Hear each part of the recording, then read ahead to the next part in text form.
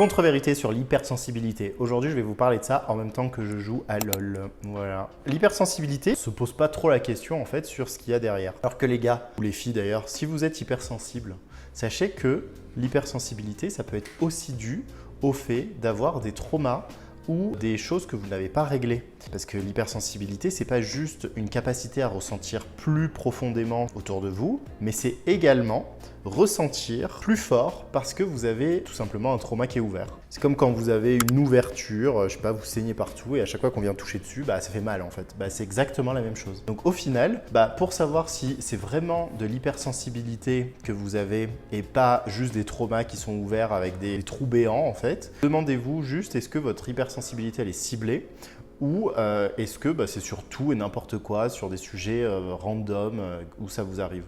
Et je peux vous dire que même quand vous avez un TDAH, en fait, votre hypersensibilité, elle peut être due à des traumas.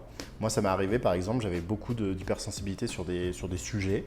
Et en fait, je voyais que c'était lié à des traumas que j'avais, tout simplement. J'espère que cette vidéo, elle vous aura servi à comprendre que non, l'hypersensibilité, c'est pas le fourre-tout. Parfois, c'est aussi des traumas qui ne sont pas réglés. Et si vous avez envie de faire ce travail-là, moi, j'accompagne les personnes dans leur inconscient à justement libérer ce qu'il y a besoin de libérer, transformer ce qu'il y a besoin de transformer. Enfin bref, moi je fais ce travail-là directement dans l'inconscient. J'ai une capacité à lire dans l'inconscient des personnes en fait, juste avec une question, moi je sais directement ce qui se passe.